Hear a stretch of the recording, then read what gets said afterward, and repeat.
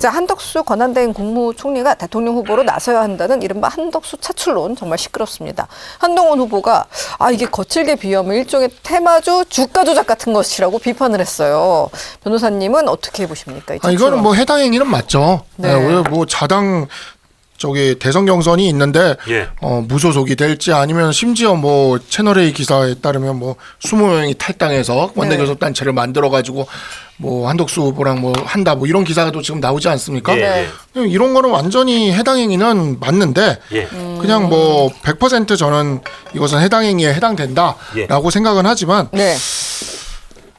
솔직히 한동훈 캠프에서 지금 뛰고 있는 제 입장에서 저희가 한동훈 캠프 대변인이 됐거든요.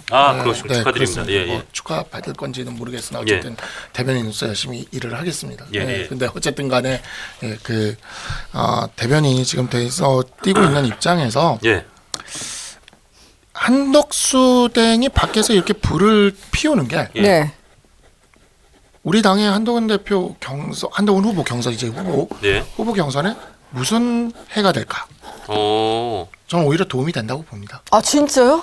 그러면 한동훈 후보하고는 약간 견해가 다를 수도 있는 거네요. 그거는 뭐 각자의 해석론인데 해당 행위가 된다라는 걸 저는 동의해요. 해당 행위 동의하는데. 해당 행위지 이거는 하면 안 되는 거죠. 그냥 이건 정치 공학적으로 제가 생각합니다. 왜 그러냐면 우리 당의 이제 경선 레이스가 시작됐는데 이제 본격적으로 방송 토론이 시작할 거지 않습니까? 그러면 이제 우리 당의 후보들한테 100% 질문이 들어가요. 계엄에 대한 질문과 탄핵에 대한 질문이 들어갑니다. 그거는 이제 TV 화면에도 영원히 남을 거고 본선이 되면 민주당의 이재명 대표가 갖다 쓸 거예요. 그렇기 때문에 우리 당의 지금 경선 주자들은 계엄과 탄핵에 대해서 김문수 후보가 하듯이 전향적인 입장을 취하지 않을 수가 없어요. 전향적인 입장. 근데 그게 지금 여기도 계시는 강성 지지층 분들이나 이런 분들이 보기엔 만족스럽지 않죠. 벌써 김문수 후보의 전향적 입장에 대해 굉장히 만족스럽지 않은 모습이 주어졌지 않습니까? 지금 그러면서 굉장히 김문수 후보에 대한 비판이 굉장히 올라갔어요. 그러니까 이제 홍준표 후보가 처음에 뭐 용사는 주술가 어쩌고 저쩌고 하다가 요즘 또 갑자기 또 후퇴했거든요. 이게 눈치가 보이는 거죠 지금. 근데 그 안에서 옴짝달싹도 못할 것이 바로 이 소위 말하는 친윤 반탄핵 후보들이에요. 이분들이 그 많은 토론회에서 계속 발언을 할 수밖에 없어요. 자, 그 과정에서 여기에 지금 계시는 강성 지지층 분들도 상처를 또 입겠죠? 믿었는데 하면서 상처를 입을 거예요. 그런데도 불구하고 밖에 아무런 옵션이 없으면 그 안에서 어떻게든 선택을 해야 돼. 근데 밖에 친윤 의원들이 미는 옵션이 하나가 있어. 그럼 여기에 흥행에 여기에 관심을 안 가질 수도 있는 거예요. 여기에 밖에 있으니까 한동훈 대표의 경쟁자들이 다 그냥 우수수수수 떨어진다. 힘을 잃는다. 그러니까 밖에 있잖아요. 한덕수라는. 그래서 저는 정치공학적으로 한덕수 권한대행을 친윤 의원들이 이렇게 미는 거 지금도 이 타이밍에 미는 거 박수영 의원이 미는 거 정치공학적으로는 과연 박수영 의원에게 유리할까? 저는 그냥 그 말씀을 드리고 싶어요. 저는 그래서 개인적으로 생각하기에는 경선 자체에서 그렇게 뭐 불리할 요소가 되지는 않는다. 그러네요.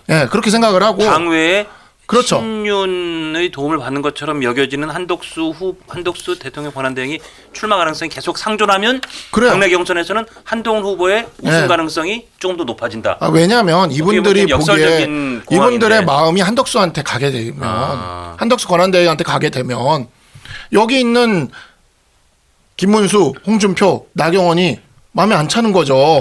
그리고 이분들은 또 TV 토론을 계속하면서 본선을 생각해서 전향적으로 발언을 안 할 수가 없어요. 왜 김문수 후보가 그렇게 발언을 했겠어요. 그렇죠. 아니까 그런 거예요. 본선 가면 어떻게 해야 되는지 아니까. 그래서 사실 한덕수 권한대행의 출마에 가장 격렬하게 좀 어찌 보면은 처음부터 반응을 보였던 게 홍준표 그렇죠. 후보였어요. 예. 근데 정확하게 홍준표 후보는 정치를 오래 하셨기 때문에 정치공학적으로 이게 본인한테 얼마나 본인의 그 운신의 폭을 좁히는 건지 정확히 알기 때문에 그러지 말라고 이야기를 하는 겁니다. 거기서 느꼈죠. 아, 정말 불리하게 느끼고 있구나. 한동훈 대항마가 돼야 여기서 지금 이렇게 저한테 악플 쓰고 계시는 강성 지지층이 나경원이 친윤인가 보다 하고 거기로 가는 거예요. 그래서 우리가 대응을 해주면 올라가는 거예요. 그래서 지금 보면 4위권을 안철수 후보랑 이렇게 비슷하게 지금 가는 방향으로 가고 있잖아요. 그러니까요. 근데 저는 모르겠어요. 결선에 안철수 후보가 올라오는 게 좋은지 나경원 후보가 올라오는 게 좋은지는 뭔지는 모르겠으나 뭐가 됐던 친윤의 입장에서 제가 그쪽으로 놓고 보고 생각을 해본다면 자, 친윤 후보가 3명이 올라와. 근데 친윤 후보 3명이 다 갈팡질팡해서 그렇게 되는 사이에 한덕수를 밖에서 계속 불을 지펴가지고 이분들의 이 감정이 막 찢어지고 흔들어지게 만들어. 그 뭐가 유리한 전략인지를 모르겠고 정말 뭐 항상 이분들은 이러한 식의 놀라운 전략을 항상 써왔습니다. 이번에도 놀라운 전략을 쓰고 있는 거라는 생각을 합니다. 일단 저 그래프 좀 다시 한번 보여주시겠어요?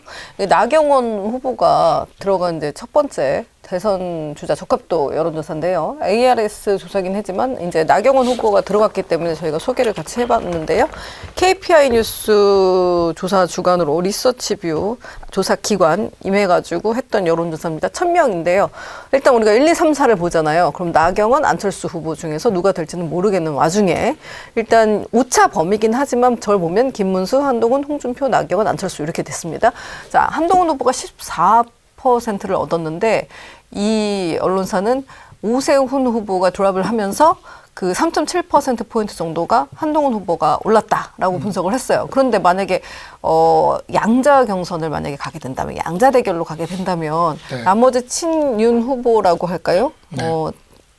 반탄한 후보들의 수 그리고 지지 합치게 되면은 한동훈 후보가 굉장히 낮네요. 질 것 같죠. 네.